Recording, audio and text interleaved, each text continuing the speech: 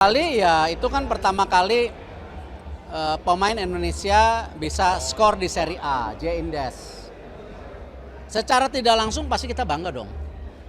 Nah inilah prestasi-prestasi yang kita harus terus ukir. Ini sebagai juga laporan ke publik lah. Bahwa memang dalam membangun sepak bola itu tidak mungkin stakeholder tidak bersatu. Kita bisa lihat dari private sector banyak sekali yang dukung. Brandnya juga luar biasa, brand-brand yang memang dekat dengan sepak bola, olahraga. Belum lagi banyak event juga yang tidak sekedar sepak bola, tetapi bagaimana kita mendekatkan diri dengan masyarakat, dengan fans, anak-anak kecil, difabel, ya, lalu juga dari keluarga yang kurang mampu, kita semua rangkul. Karena memang kita percaya harus berpikir lebih dari sepak bola, yaitu apa? Sepak bola ini benar-benar alat pemersatu bangsa yang juga mengangkat marwah kita. Kita juga bagaimana nilai-nilai sepak bola itu ada kompetisi, ada saling membantu, friendly, dan hal-hal yang positif gitu. Selain ya memang kembali ini pertandingan yang ya seluruh Indonesia ratingnya tinggi banget sih, jadi ya semua pada nonton sepak bola gitu. Jadi seberapa penting Pak peran sponsor bagi kelanjutan timnas? Ya kembali seperti yang saya sampaikan, tidak mungkin kita bergantung hanya dari pemerintah. 650 miliar lebih adalah angka yang fantastis. Saya juga tidak pernah terpikir mengelola sepak bola itu angkanya segitu besar. Kalau dulu di bola basket 30-40 cukup gitu. Di badminton mungkin 80. Ini benar-benar hampir bisa 7-10 kali lipat. Artinya ya memang peran pemerintah, private sector harus menjadi kesatuan. Kalau nggak tidak mampu, kalau tidak semuanya. Apalagi saya baru dengar tadi dari sosial media Malaysia juga mau kembali membangun sepak bolanya. Ada coach baru katanya, kita akan hire CEO, kita akan lakukan ini ya. Ini kembali, apapun yang kita sudah dapatkan hari ini jangan berpuas diri, kita harus moving forward gitu, harus jaga mimpi kita. Kalau tidak ya kita lewat lagi gitu. Soal AFF kemarin sempat diubah, soal AFF kemarin kan diubah, terus kemudian ketika ketemu Vietnam kalah, evaluasinya dari PSSI gimana? Ya saya sudah sampaikan bahwa setiap kita mengirim tim kita punya target. Targetnya juga bukan sesuatu yang hiperbol. Melawan Myanmar, Laos wajib menang. Melawan Vietnam seperti hitungan kalah terhormat, kalau bisa seri luar biasa. Tadi malam pemain-pemain menunjukkan permainan yang baik. Ya belum maksimal, baik, ada kesempatan tapi baik. Nah jadi saya akan minta lagi seluruh tim ya untuk kembali sama-sama bersatu, pelatih juga fokus ke targetnya, melawan Filipina ini harus menang. Gitu. Itulah. Balik lagi ke target untuk AFF ini apa sebenarnya Pak untuk timnas? Loh memang kan kita mau coba tim muda yang memang usianya 20,3. Karena memang persiapan kita juga untuk jangka menengah dan panjang. Menengah kita ada SEA Games. Panjang ya itu ada 2027 kejuaraan U23 yang dimana kita ranking 4. Artinya kalau kita tidak menyiapkan tim 17-20 tahun yang hari ini sedang berusaha main di Piala Asia, bahkan coba lolos Piala Dunia, ya tidak mungkin.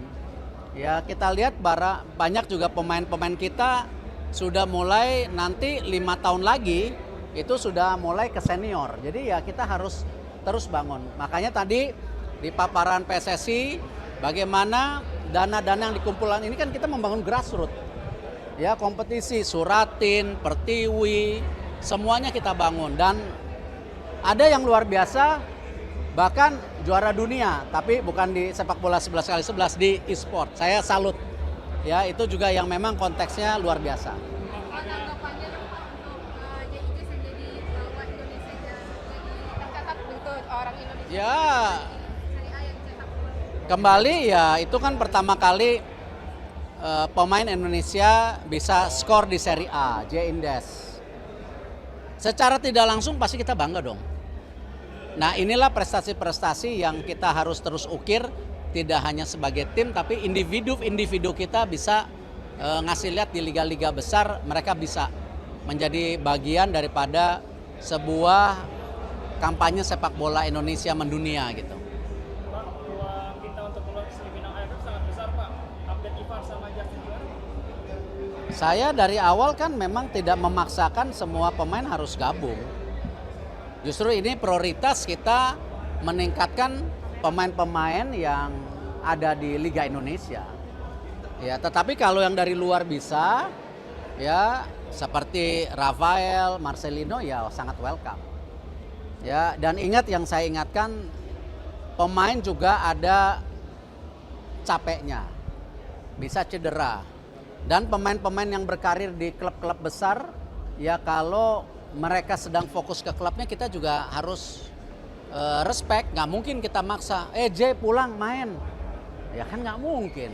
Dan ingat loh, para pemain tim nasional ini nggak ada punya gaji dari kita. Jadi sesuatu yang kita harus respect, bahwa kita harus juga jaga karir mereka gitu. Kalau ini revenue yang diterima PSSI dari sponsor sebesar apa sih? Itu tadi kan totalnya kan nanti diaudit. Tahun ini nanti diaudit di Kongres. Untuk tahun depan targetnya 650-an. Pak, ini tahun kedua dibandingin sama tahun pertama ada peningkatan? Peningkatan apa? Yo naik dong, naik dari pemerintah 120 ke 220, dari sponsor dari 200-an sekarang 300 lebih ya naik. Tapi kalau naik terus juga agak ya nggak tahu bisa terus naik nggak. Soalnya kalau kita benchmarking dengan tetangga kita juga ya kita masih jauh lah. Banyak di Asia Tenggara itu budgetnya 1 triliunan. Jadi kita hanya 600-an dengan prestasi hari ini ya berarti kita efisien. Posnya yang prioritas ke mana aja tuh Pak? Yang paling besar dari 650 itu tim nasional hampir 390. Itu di luar futsal, di luar timnas beach soccer ya kan. Jadi angka yang ya hampir 60% lebih buat tim nasional itu. Itu kita belum hitung fasilitas pendukung tim nasional ya, seperti hal-hal seperti sport science, yang lain-lainnya lah yang kita belum masukkan sebenarnya. Saya nggak tahu, waktunya sangat mepet karena dari DPR mendukung, tapi kan mereka sedang reses baru tanggal 15, pendaftaran tuh tanggal 13 kalau nggak salah. Jadi ya sayang. Oleh bagaimana yang jadi sorotan Pak, termasuk SBY yang kalau format sekarang Ya semua format pasti melelahkan.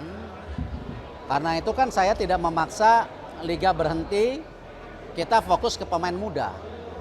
Ya memang ya semua format melelahkan ya. Kalau kita lihat di Liga Eropa, mereka main di liganya, habis itu main Champions League juga di tengah. Ya memang ya kembali saya berharap apapun yang kita sudah jadikan program semua komit. Jangan banyak bicara, jangan banyak ngeluh. Kita fokus aja lah gitu loh.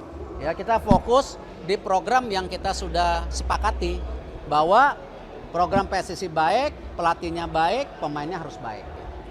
kalau Bapak penurunan jumlah penonton di Liga 1 gimana Pak? Kenapa? Penurunan jumlah penonton langsung di Liga 1 Pak? Ya kita akan review nanti. Itu ada PT Liga nanti silakan bicara. Kenapa Pak? Kenapa bisa turun Bapak? Ya perlu waktu recovery setelah COVID, perlu waktu kepercayaan, dulu ada match fixing, ya. Perlu waktu juga ningkatin kualitas, karena kan sekarang masih ranking 6, nanti kalau ranking 3 pasti kualitasnya lebih bagus lagi.